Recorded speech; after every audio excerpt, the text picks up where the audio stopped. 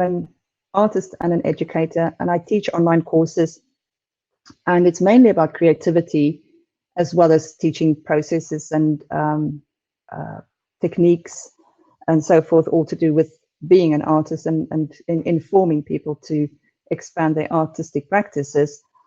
But creativity is central to this. And then I thought, what can I do as a project, sort of for this specific time that we are all in? And I came up with this project. As I said, creativity is a very important component to our to us as human beings. And so with this is my important, it's my essential to the cause. I came up with this and I created some guidelines for myself. The importance of this course is to reach people. And in the first instance, I thought I would create it for homeschooling. I thought of children who are not in school. And then I thought maybe it's something I can do to include all ages, because we are all in this strange time.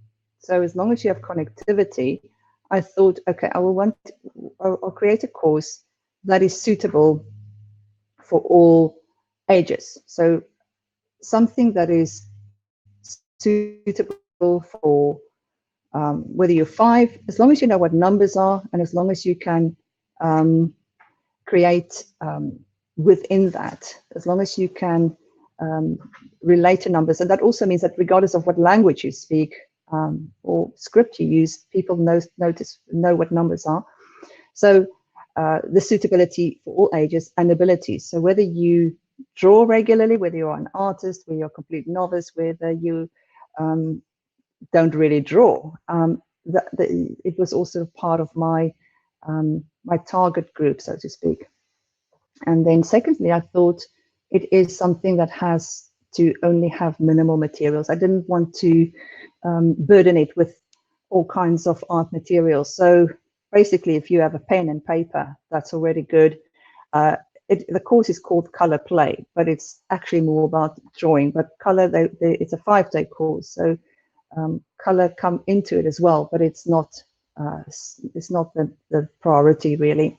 So minimal materials, and then, as I said, creativity is important. So this had to be creatively stimulating. It had to be something that people felt that they created something that they wouldn't have normally done. And then most important thing is not most important thing, but also important to it is I didn't want any obstacles. I didn't want people not to be able to do it, so I made it free. I do believe that things come back in other ways, and this is a good way for me to sort of research what people do with given the particular task for the course. So you can do it yourself if you're actually watching this. You can write down on a sheet of paper the numbers 1 to 9. Don't worry too much about the 0, because that's a fairly simple one. The idea is to take numbers and turn them into leaf shapes. So leaf shapes and nature is sort of part of the course as well. And to the left, you can see I've created what some people in response do is to sort of create the numbers, write down the numbers as anchor points. I call them anchor points, and then add leaves to them. And that's fine. You can do that as well. So in effect, the numbers almost become the negative space, or just the sort of little stick that the leaves are stuck to. And then if you look to the right, you can see if you start exploring further, you can come up with a very wide selection of plant shapes, of leaf shapes. So based on just the symbol of the number, you can create all kinds of new shapes. This is a different method of doing it, and I'm explaining it in the course. So at the top, you can see the top row says 2, 3, 4, 5, and it can be used. You can have the number in the right way, sideways, upside down, and then lying on its other side. And you can see the different ways that the numbers then become leaves. And if you look in the bottom right section, you can see the number 2 that became this sort of heart-shaped plant. And once your brain gets past the initial sort of unwillingness to draw in this way, or this thinking of, but it, I don't know what plant it is. It doesn't matter. There are plants come in, leaves come in all kinds of shapes and sizes. You might not know what the plant is you're drawing. It doesn't matter. So to explain it practically, here's the number 3. Number 3 can become this rounded leaf shape, as you see in the top left corner, and then it can also become a holly shape. So once you just start playing with it, you see all the different possibilities. So later on in the course, you start putting the leaves together and you create plant shapes. And here the number 3 has been used. And to the left side, you can see the 3 is sort of create more rounded plant leaf shape and plant form.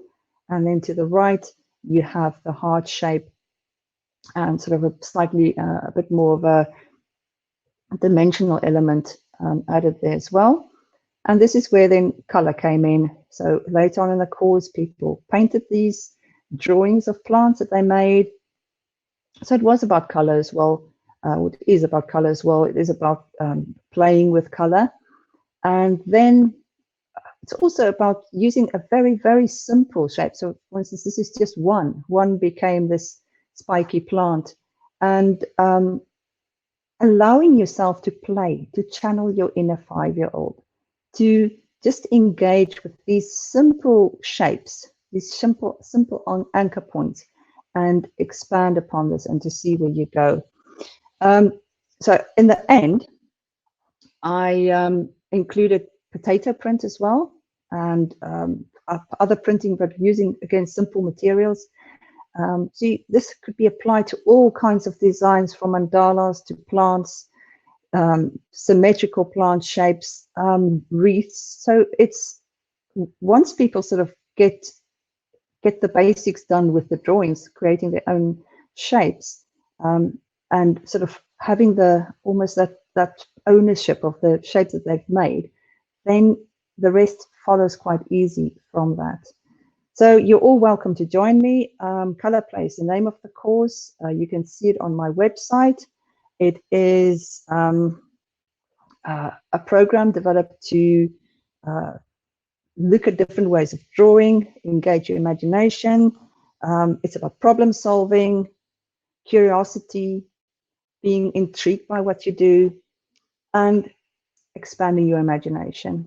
And as far as what's in it for me, as I said in the beginning, I constantly create courses, and I am very interested in how creativity work, and finding ways of how to be more creative. And as I said, also, I created this course for all ages and abilities. Creativity is something that's inherently part of ourselves, and it's something that can be developed and should not be neglected, because that is ultimately the thing that propels us as humans forward and makes our lives better. And I know I get my rewards in other ways, and it's immensely rewarding getting feedback from people who would come back to me and say, well, I've done the course and I haven't painted in 30 years, and look what I've done, and come up with a beautiful artwork. So that in itself is really rewarding. Or just people who said, you gave my kids, look what they've done, the family engaged with it. And so far, thousands of people have done the course, and it's been very rewarding to me. So there you go. As I said, there's the details on this slide. You'll get to the course this way.